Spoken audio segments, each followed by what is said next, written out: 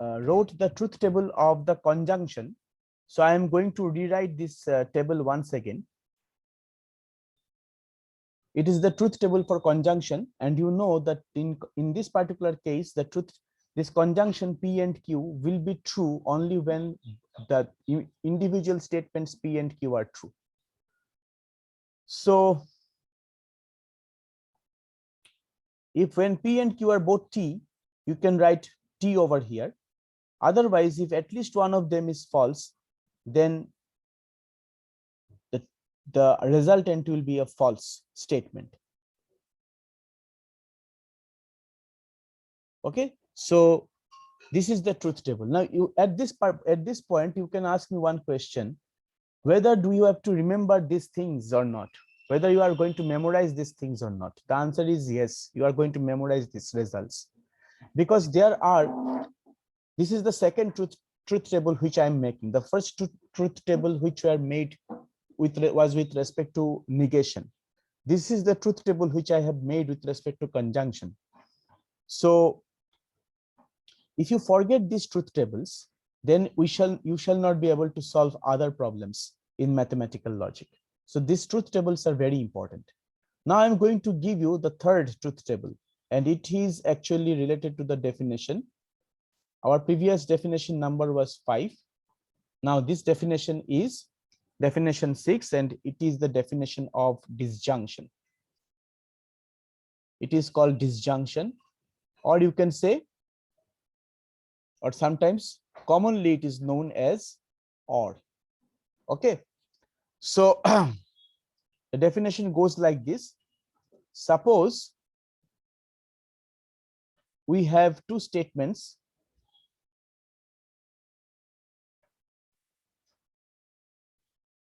P and Q, then their conjunction is denoted by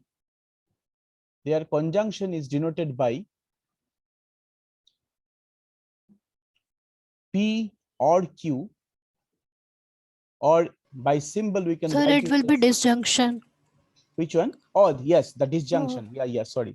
Thanks for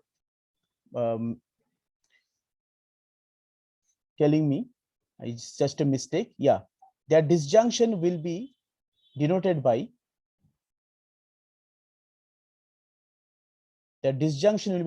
P or Q, or by symbol we can write it as P, and this symbol, it doesn't have any name. It stands for OR. And remember, this symbol, it stands for AND. Okay, so if you ask me what is the name of this symbol, I cannot say, because it doesn't have any name. Now we shall read it as P or Q, and we will read it as P and Q. Remember this just. Now, when we are taking two statements and we are join them by OR, then in this particular case, the statements, their disjunction P or Q is true if either of the two statement is true. Okay, and it becomes false only when both the statements are false. So if I write the truth table, it will be like this.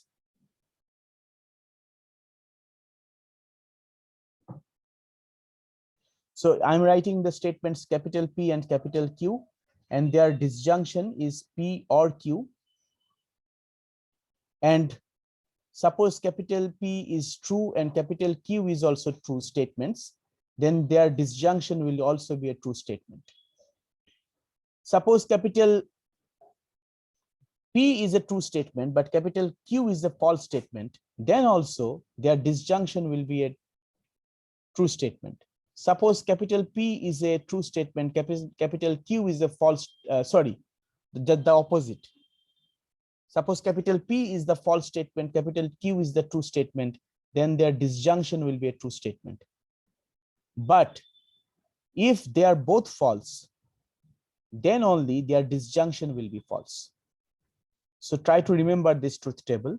It also helps us in solving problems with the help of truth table in mathematical logic. Okay, and since in the previous session I wrote the negation truth table, so I'm going to rewrite the negation truth table once again, because it is also very fundamental. And if someone who later see my videos in the YouTube, he will be lost if he don't find the session 1 video of the today's class. So it is better to write these three truth tables, on the same page, so that it always remains in front of you. So the truth table which I wrote first was like this. Capital P is the statement. If capital P is true, then its negation, it's false. And if capital P is false, its negation is true. And also we proved the principle of the result, which is called principle of double negation, which was principle of double negation,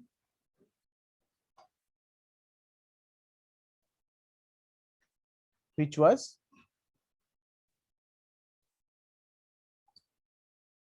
capital P is the statement which is equivalent to not of not P. Now with these four results which we have just learned in today's class, with this I'm going to prove some result which is known to you.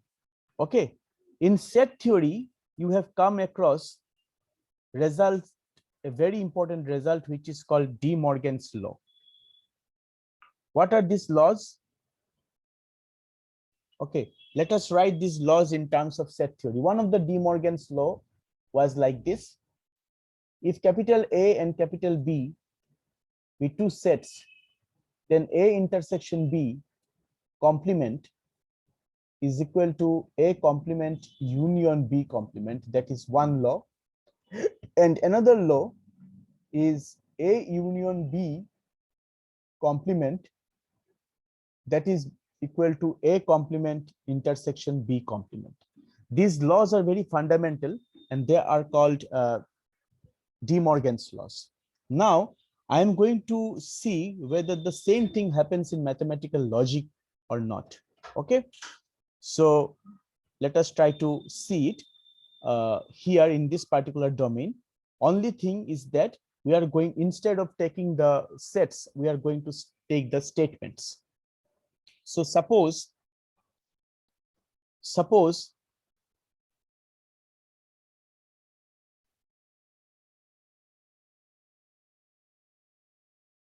capital P and capital Q be two statements.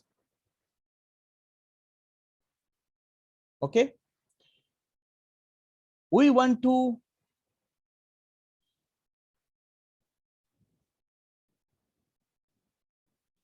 see whether the following results hold in logic. Okay, what are these results? Number one is, I am taking the two statements P and Q,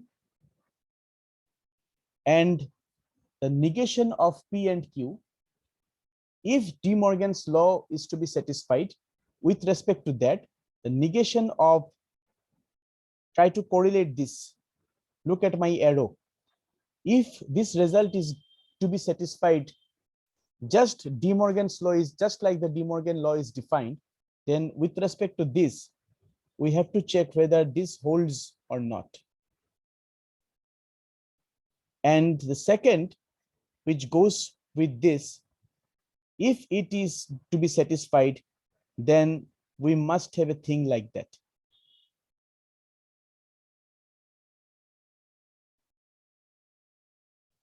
So in other words, we are going to test whether De Morgan's law holds in mathematical logic or not. So for these two results, we are going to make the truth table. So I'm going to check whether this result holds or not. Okay. So I'm giving you the solution for the problem A. Now look at these two things. What do we actually need? We need to show that, or another thing, you may ask, probably you have not noticed.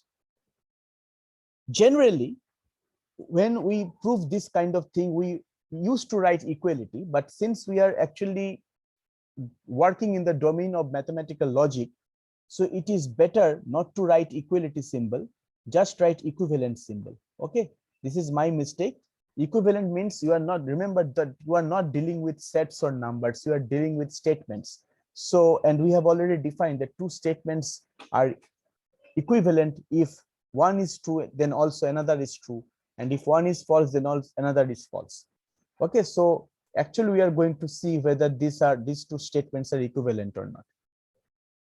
To prove this result, first of all, we have to, in the table, we have to write the original statements capital P and capital Q. Then what do we need to check? We need to find the left hand side. For left hand side, we need to test. We can write it as LHS. This will be much better. So in the LHS, we have capital P and capital Q, and we need to construct P and Q, and then negation of P and Q. Okay, so let us do it. Now let us write all the possibilities for the statements, pair of statements P and Q. So both the statements can be true, or the first one is true, the second one is false. The first one is false, the second one is true, and both of them are false statements. And according to the rules set by the conjunction P and Q, you know that the resultant is only true when both of the statements are true. So since P and Q are true, this will be true. Since one of them is false, so this will be false, then this will be false, and this will be false. And negation of P is just the opposite. I mean, when capital P is true, then its negation is false, and vice versa. So consequently, we write it as the first one will be false because this is true. The last three ones will be true because they are false. So after that, I'm going to highlight this result. You can also do it whenever you'll be doing it on your paper. Okay, so I'm highlighting these results. Now I'm going to do the right hand side. So the right hand side, what do we need? Let us see. So we need capital P and capital Q. Then we need P or Q, that is disjunction. Then we need, it would be much better if I write it on the left hand side because I do not have space. Just a minute. I'm writing it over here. RHS, to prove RHS, we need capital P, we need capital Q, we need P or Q, then we need, not P or Q, not P and not Q, sorry, because I'm talking about this. So I need not P, and then I need not Q, and then I need not P or not Q. Okay, so let us try to find out what is happening over here. So capital P, let us first write all the possibilities for the pairs, capital P and capital Q. Once they are written, we'll try to find out the truth table for each of these three columns, subsequent columns. So not P, we know that when capital P is true, then this should be false. And here capital P is also true, so that must also be false. And the last two will be true and true. Capital Q, when it is true, then it must be false. When it is false, then it must be true. When it is true, that must be false. When it is false, this must be true. And we know that the statements, look at this, the disjunction is true, false only when both of them are false. So according to this rule, this will be, since not P and not Q are true here, so this will be true. If since not P is true but not Q is false, this will again be true. Since not Q is true, not P is false, this will be true. And since both of them are false, this will be false. Now again you highlight this result, this particular column. Now you see in the left hand side we have got this, on the right hand side we have got this, and it clearly shows that the truth table for both of them are actually equivalent, and therefore this result is true, and it is actually satisfying the Demorgan's law with respect to the mathematical logic, one of the Demorgan's law with respect to the mathematical logic. I am leaving the second one for you. You just try to do it by yourself after, once you get the time. Okay, I have shown one, and I'm telling you that for the second one also the result will hold good. So these are actually the Demorgan's laws in the mathematical logic. Okay, the next one is very important. Apart from this negation, this third one, I mean according to the definition, that will be definition number 7, I think, isn't it? Definition 7, I think. Yes, sir. Definition 7, and this definition 7 goes for implication, and this is the most important part of mathematical logic, which I will ask you to pay attention to. Now we have already worked on implication many a times in many parts. Now what are the meanings of this? But we do not know actually specifically. So let us try to find it out. Suppose capital P and capital Q are two statements. Capital P and capital Q are two statements. Okay. Then when we write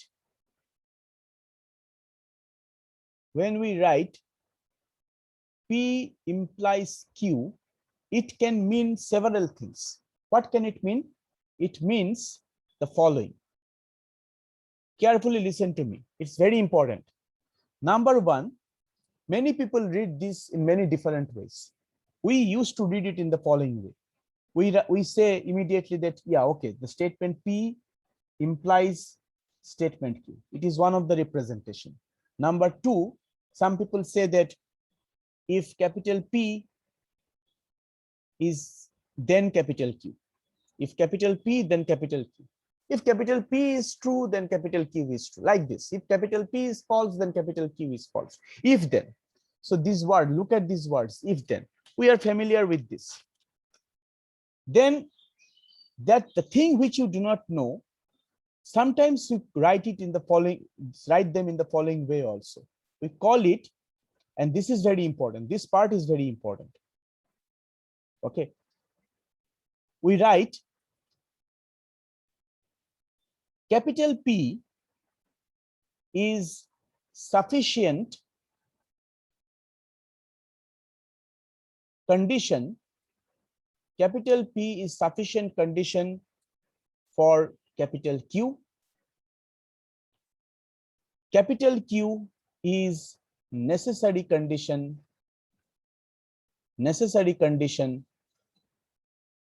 for capital P. I will ask all of you to remember this. Don't forget. It will help you in many. It will help you in many subjects. Whenever you are actually subjected to prove something, be it computer science, be it any subject you name, whenever you are going to prove something, this is actually very fundamental. When we write P implies Q, actually we mean to say that P is sufficient condition for Q and Q is necessary condition for P. I am pretty much sure that after the class, you will forget this. You are not going to forget the following, this particular result if I state one example to you. So I'm trying to give one example. Suppose capital P, by the statement capital P, I'm writing, I mean to say that I am in Kolkata. This is my capital P. Capital Q means, suppose I'm writing, I am in West Bengal. I am in West Bengal. Okay. Now, whenever I write capital P implies capital Q, what does it mean? It means that this means if I am in Kolkata, then I am in West Bengal. Okay. Now let us try to understand C from this perspective. Now C is saying that it is right, it is written that P is sufficient condition for Q. So what does it mean? It means to be in Kolkata,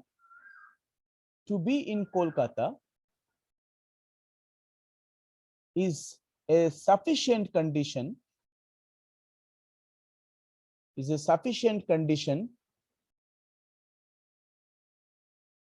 for you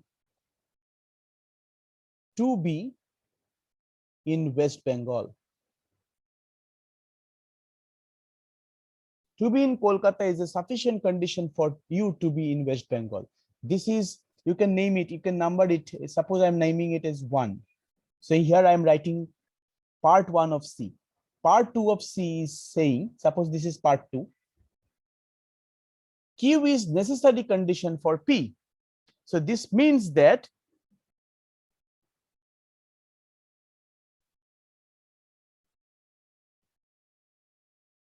to be in West Bengal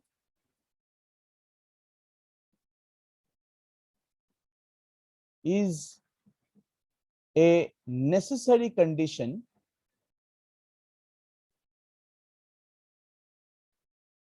for you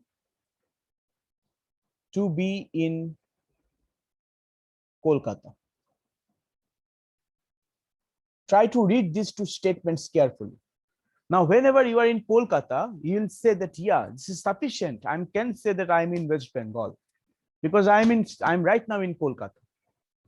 But if you are in West Bengal, this is a necessary condition for you to be in Kolkata, because being in West Bengal doesn't always mean that you are in Kolkata, because being in West Bengal can mean that you are in, say you are in Chinchura, or you are in Chandannagar, or you are in Chakda, or you are in Shantipur, or in many parts, you are in Medinipur. Many parts of the West Bengal, many parts of West Bengal will be considered. So to be in West Bengal is a necessary condition for you to be in Kolkata. Suppose you are not in West Bengal, but you want to be in Kolkata, that cannot happen. Okay, so this staying in West Bengal becomes a necessary condition for you. But when you are in Kolkata, then I don't have to check whether you stayed in Chakda or Chandannagar or Medinipur or Bakura. If you are in Kolkata, I immediately can say that, yeah, you are in West Bengal. So that becomes the sufficient condition. If you forget C, always try to remember the example which I have given you. This example we are not going to get in any book. This is the example which I have set for you. I have actually designed for you.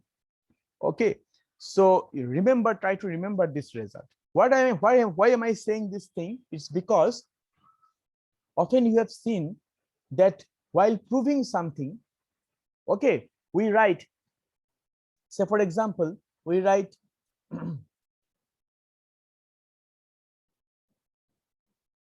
prove that X holds if and only if Y holds. We have encountered such a problem many a times. What does it mean? So first you try to prove that, yeah, let us assume that capital X is true, we are trying to prove that X implies Y. And then we, in the next part, we write that, yeah, let us assume now that Y is true. We try to imply that Y, we try to prove that Y implies X. Now, this first part is called the necessity. The second part is called the sufficiency. And sometimes, and therefore, sometimes we, to write a proof, we say that we are going to prove the necessity and sufficiency part to prove this result. Remember that the left-hand side condition, that is capital P, becomes your sufficient condition for the right-hand side. And the right-hand side becomes your necessary condition for the left-hand side. This understanding is very much important to understand the mathematical proof of any subject matter. Okay. Then I'm going to shift in the next page. The next comes a very important part, which is like that, and it is related to implies. Now, what we have understood the statement that what we have actually discussed right now, that what do we mean by P implies Q. Now, just like the conjunction, disjunction, and negation, we are going to write the truth table for the implication. Truth table for implication. We have to know it. Okay. This part is also very important. Now, first of all, to do this, first of all, you are going to write the two statements, capital P and capital Q, and you are going to write P implies Q. Now, write all the possible pairs for this. Capital P can be and capital Q can be both true. Capital P is true, capital Q is false. Capital P is false, capital Q is true, and capital P is false, and capital Q is false. Now, what this particular thing is very important. I have to cite one another example to make you understand the truth table of this. Okay. Previous truth tables were pretty obvious. Previous truth tables were you very well understood. I didn't have to cite any example, but this truth table is a bit different. And therefore, I have put a star mark over here.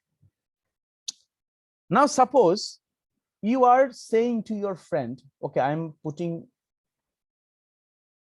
a horizontal, vertical line over here, because this is going to be my rough work from pedagogical point of view to make you understand this portion. Suppose you are saying to your friend that, if that you are saying, okay, your statement is that if I win the lottery today,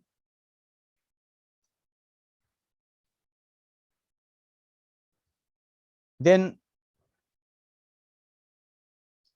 I will buy you a car. Okay. Now, suppose according this, if you win the lottery, your winning of the lottery is the statement capital P,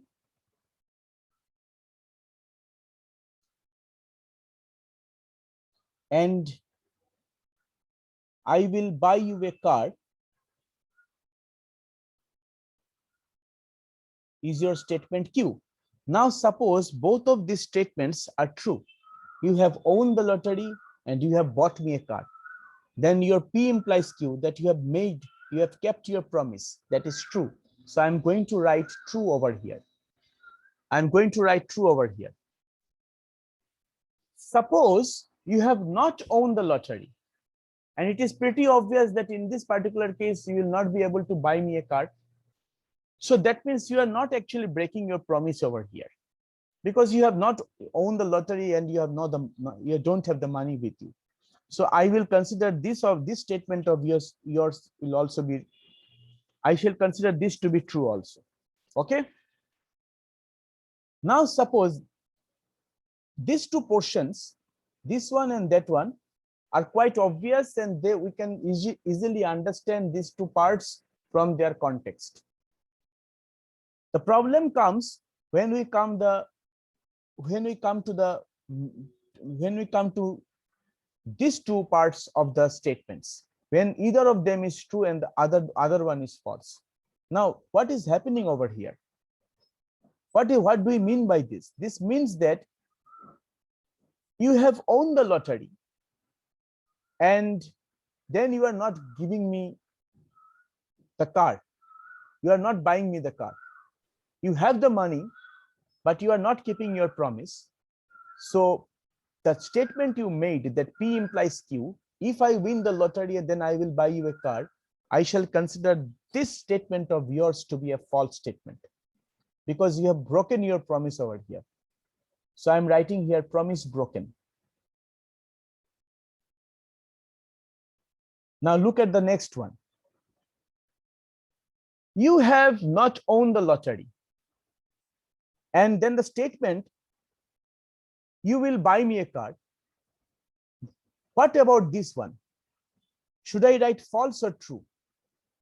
I will write this particular statement as true. This is the most confusing part of this truth table.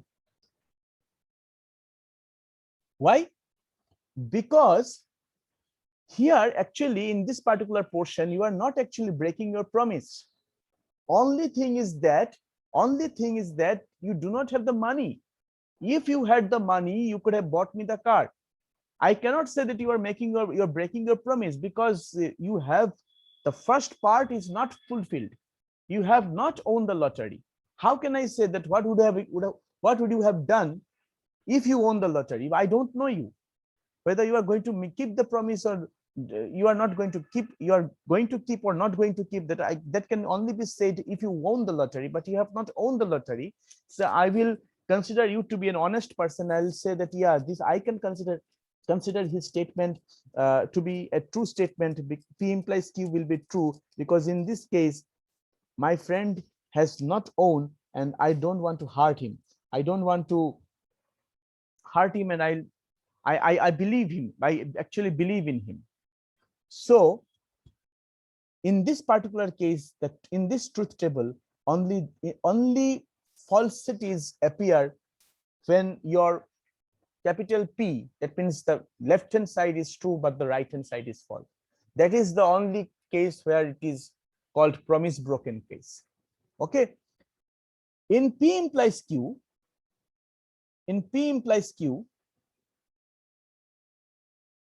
this statement P is actually called hypothesis, and this statement Q is called conclusion.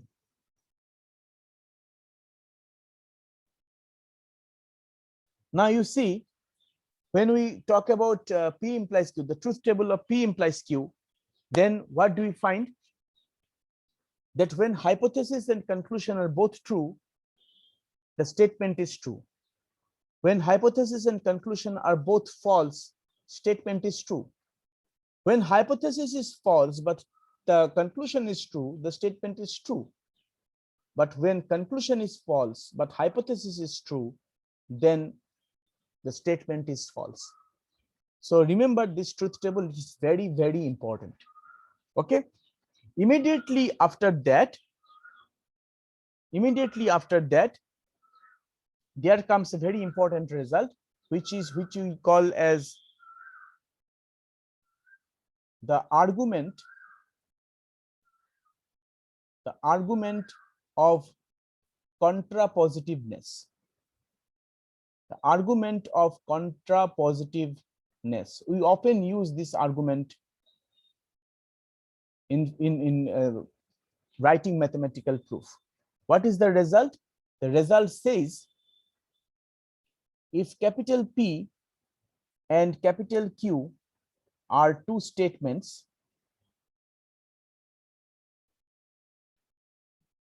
if capital P and capital Q are two statements, then if P implies Q, then not Q implies not P. Okay, what does it mean? Is that result is actually is it being satisfied over here? Let us try to understand. Let us try to understand from the example which I set for you. Okay, so suppose I'm considering this statement. So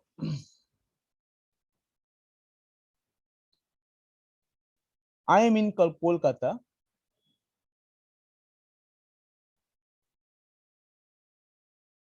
I am in West Bengal.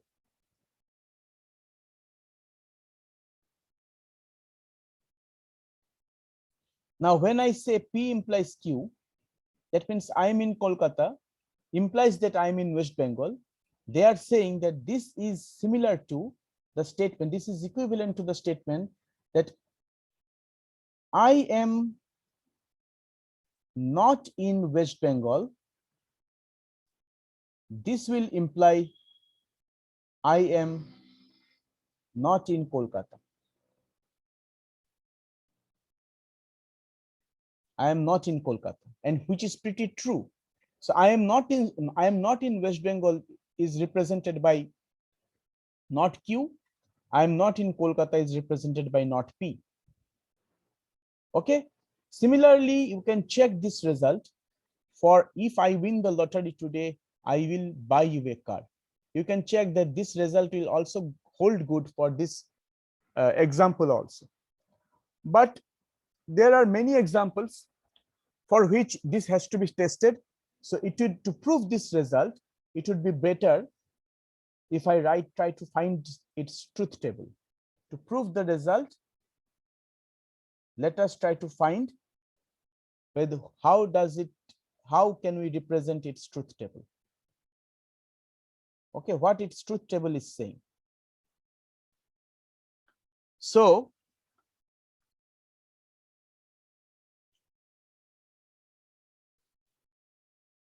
first of all, I'm writing that P and Q, these are the two statements. Let us first write all the possible pairs of these two.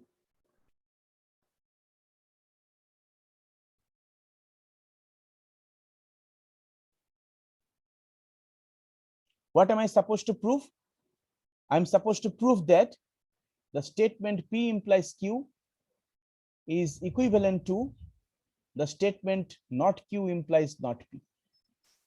So this is my left hand side. So I'm going to write the truth table for left hand side first of all, which directly comes from the definition of P implies Q.